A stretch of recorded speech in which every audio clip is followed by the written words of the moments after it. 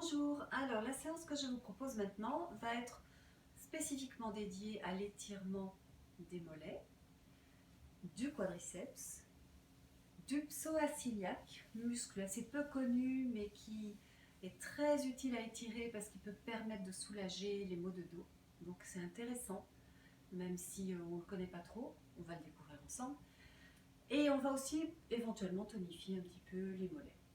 Voilà, donc pour commencer à étirer les mollets et le psoas iliaque en même temps, je vous propose de vous placer en fente avant. Fente avant, pourquoi avant? Parce que c'est la jambe de devant qui est fléchie. Parce qu'on peut aussi faire des fentes arrière, fentes de côté, enfin bref. Donc fente avant.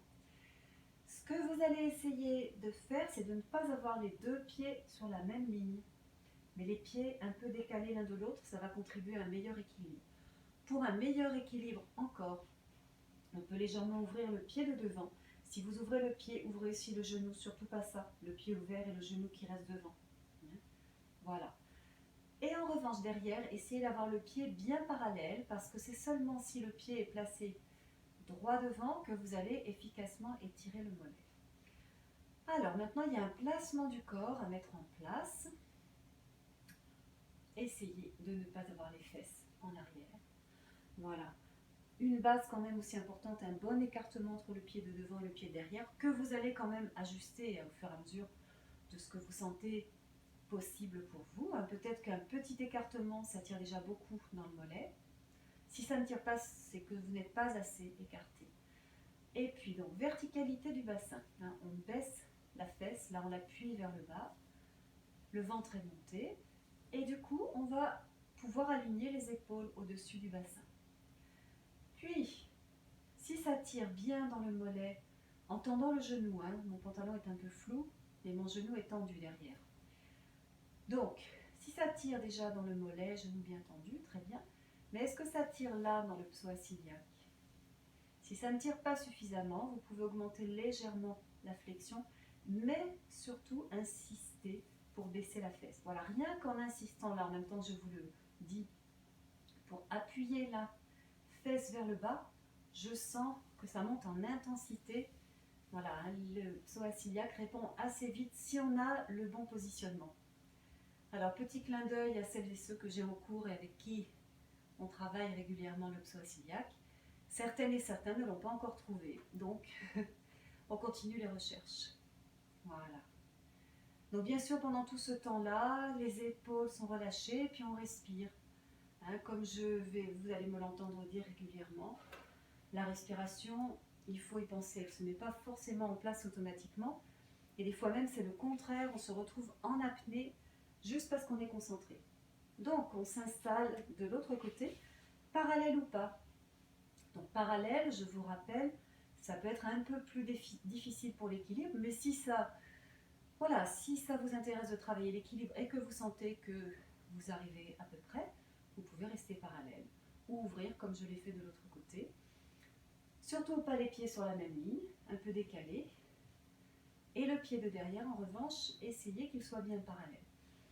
Alors, les hanches de face aussi, on ne laisse pas tourner du côté de la jambe de derrière.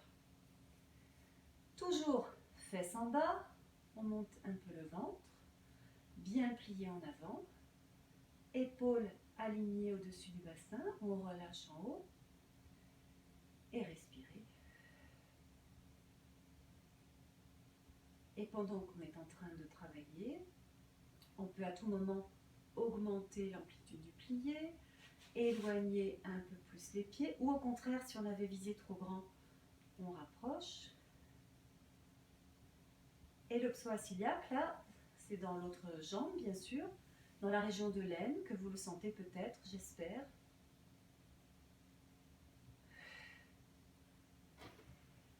Alors ça, vous pouvez le faire une deuxième fois de chaque côté.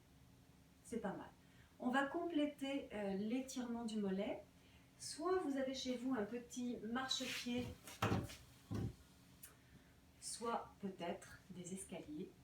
Et donc, en se plaçant, alors moi, il faut que je fasse attention à mon équilibre, c'est pas stable ce truc.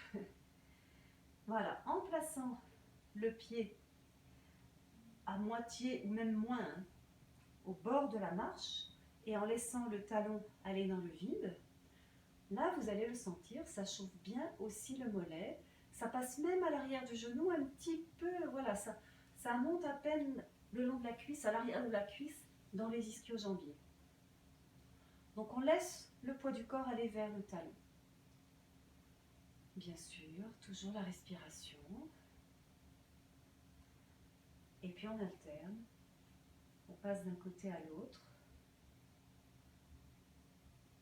Voilà, vous le voyez, mon talon est vers le bas. Je laisse bien le poids du corps aller appuyer pour que ça descende. Je sens bien sûr que ça tire dans le tendon d'Achille, dans le mollet, l'arrière du genou et un petit peu le départ des ischio-jambiers. Donc ça, on peut le faire plusieurs fois. Voilà, hein, c'est vraiment... je passe un peu vite parce que c'est pas très compliqué ça. Je pense que vous l'avez capté et que vous pourrez le refaire de vous-même, le répéter.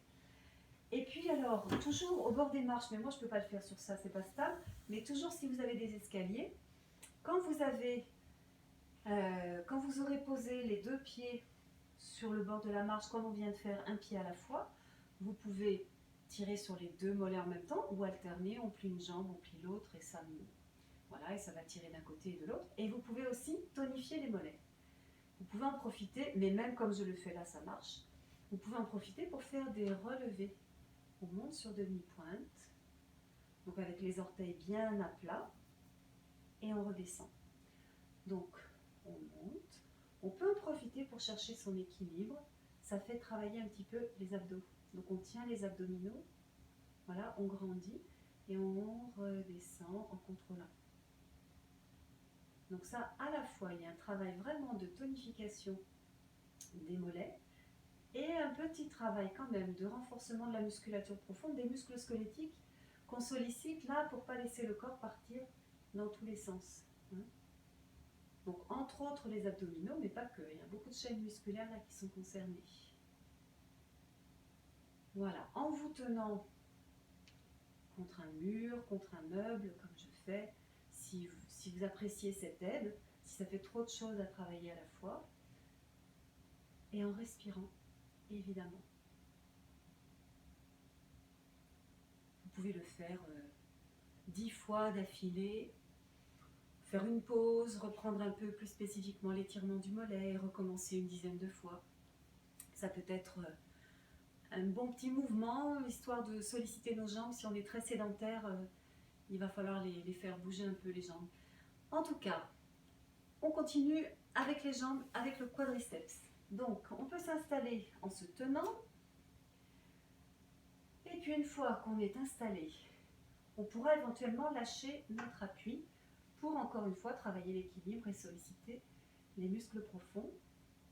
Alors, la bonne posture pour pratiquer cet étirement, c'est d'essayer de ne pas avoir le genou écarté de l'autre, les deux genoux proches. Si votre genou est un peu en avant parce que ça tire déjà beaucoup et que vous ne pouvez pas l'amener plus bas, c'est pas grave. Vous adaptez.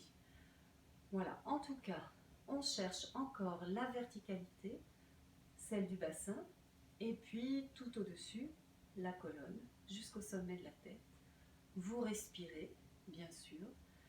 Et quand vous sentez que vous êtes pas mal positionné, il y a des bons repères que vous prenez, là vous sentez que la position est bonne, vous pouvez éventuellement tirer un peu plus en fonction de ce que vous sentez. Et donc, je le rappelle, on disait aussi qu'on pouvait travailler l'équilibre.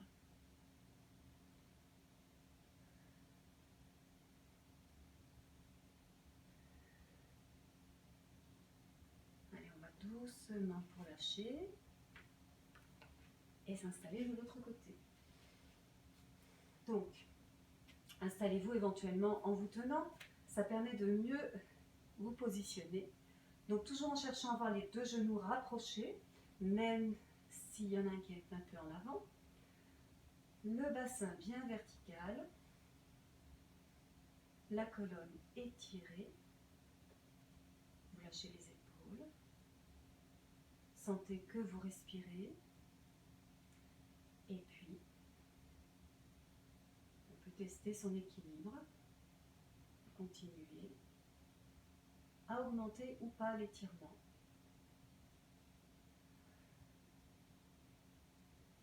N'oubliez pas la respiration.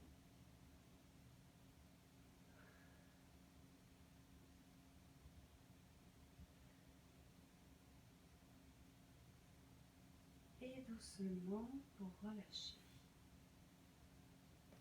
Celui-ci aussi, je pense qu'il est assez simple, même s'il y a des choses à mettre en place au niveau placement corporel pour le faire du mieux possible. Voilà, je ne vous le remontre pas, vous pouvez le reprendre une fois de chaque côté. Le quadriceps, surtout pour celles ou ceux qui ont une pratique sportive un peu tonique, un peu en force, le quadriceps il est souvent contracté, donc c'est appréciable de l'étirer. Voilà, merci d'avoir suivi cette séance et puis je vous en propose une autre bientôt. Au revoir.